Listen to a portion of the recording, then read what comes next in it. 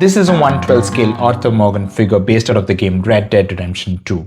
It's not licensed and it costs a fraction of what a proper 1/6 scale figure would, which is exactly why I got it.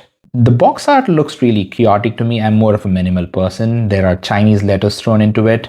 We have the logo of DS Toys. They're basically the makers of this figure. And also the naming Legendary Outlaw because it's a third-party figure and they can't really use the names of Arthur Morgan or Red Dead Redemption for that matter. And on one of the sides, we have an image of the action figure. And again, we have the name of the figure. And in the back, we have these texts which says that this is not suitable for children and a couple of other warning texts.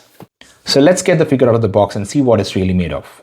So this is Arthur Morgan right out of the box. Honestly speaking, he looks far better than what I expected because I have seen a couple of reviews of this figure and all of them have trashed this figure. So what I really feel is that he doesn't deserve all the hate that he's been getting. This is actually a good enough figure for this scale and for an unlicensed one. The in-hand impressions of the figure, not really heavy. It has a standard weight and the soft goods, they look really premium. They don't look like they're made of cheap fabric. And I must tell you that as I was unboxing this figure, I had the same feeling that I had when I was installing and I was waiting to play Red Dead Redemption 2 for the very first time. As far as the likeness goes, I really have to give it to DS Toys. They've done a great deal of job with the costumes and the quality of the costume, the quality of the fabric, it's really good. The boots, they look weathered and they look really natural. I like the look of it. And the ranch pants, they look exactly like how they looked in the game. The belt, the holster, they all look great. My final conclusion about the likeness, I would say that he looks really good in person rather than in camera and also the promo materials. One thing that I noticed when I was trying to pose him around is that when I remove his scarf and on camera, his neck looks a little bit long. But when you see him in person, it's not really visible. I'll try and show you a different angle so that you understand better. So you see there, his neck actually looks a little bit long in camera, but as I'm looking at him in person, there's nothing wrong with it. So that's there, and let's move on to the next section of the video and let's talk about his articulation. As far as his articulation is concerned, he has a pretty good range of elbow articulation. And then when I try to make a T-pose, yeah, he can raise his hand till there. I don't want to push my luck. So yeah, he can do a decent T-pose. I don't have the guts to push it beyond this. So for the ab crunch, he can bend forward to this extent. And for his waist articulation, he can bend forward to this extent, which is pretty impressive. He has some bicep swivel. As far as his head is concerned, I don't think he can look up to a great extent because his head and neck, they're not two different pieces. So we don't have a great deal of head and neck articulation. So he can pretty much turn around and that's what he can do.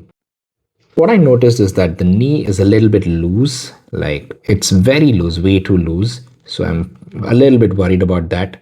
And apart from that, his thigh, that is how much I can push it. So it almost reaches the 90-degree mark. And for his ankle, there's no ankle articulation. There's no toe articulation as well. We can't rotate the ankle separately and nor do we get to articulate the toe. I really want to appreciate the team for their efforts in trying to get the best out of the figure. Talking about the accessories, we'll start with the ones that he comes with by default.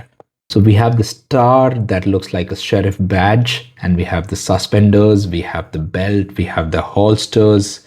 Also by default, he comes with these pistol wielding hands and these weathered boots. And these are the alternate set of hands that he comes with. These are the accessories that they've provided along with this figure. I've never come across any 1/12 scale figure that's given these many accessories. These are the extra set of boots that the figure comes with, and it has these metal spurs on the heel. This one is a standard double barrel revolver and it's heavy, made of die cast metal. And this one is another revolver. And look at the details on this rifle, the quality and the weight. It's just out of the world. And we have this pair of hunting and standard knives. And look at this bottle and the details in it. They need not even include it. But yeah, it's a great added bonus. And also we have this gun belt that Arthur wears. This one is his satchel, the one that he uses to carry all his stuffs around. They've also given us a lantern, a scarf that he wears around his neck, this primitive bow and an arrow to pair with it. They've also included a pair of relaxed glove hands, and this is his winter outfit, the blue jacket.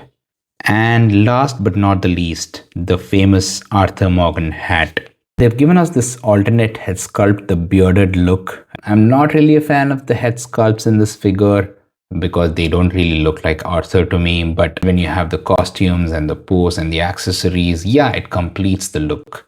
If I must absolutely give you something negative about this figure, I would say that the body proportions of this figure, they could have been a bit better and more Arthur-like. And I feel that he tends to be more of that tuberculosis version of Arthur rather than the normal version of Arthur. And also the pants, they way too high than how Arthur usually wears them. And as far as functionality is concerned, like I said, his knees are loose. And also when I was trying to articulate him, his wrist pegs are a bit loose, so they easily fall off. And the most frustrating part of this figure is that I usually tend to make my figures stand on their own without a support, and I was not able to do that very easily unless and until I had to hunt for the center of gravity and then bend him over and try and make him stand like this. This is probably my 17th try and I succeeded to make him stand without a support. And if you get the deluxe version, they also include a horse which is highly detailed but not articulated. The accessory that comes along with the horse is a saddlebag and a lantern. I captured a few shots of Arthur and his horse and I really loved the process. Please let me know what you think about it in the comments. Until then, take care. Bye bye.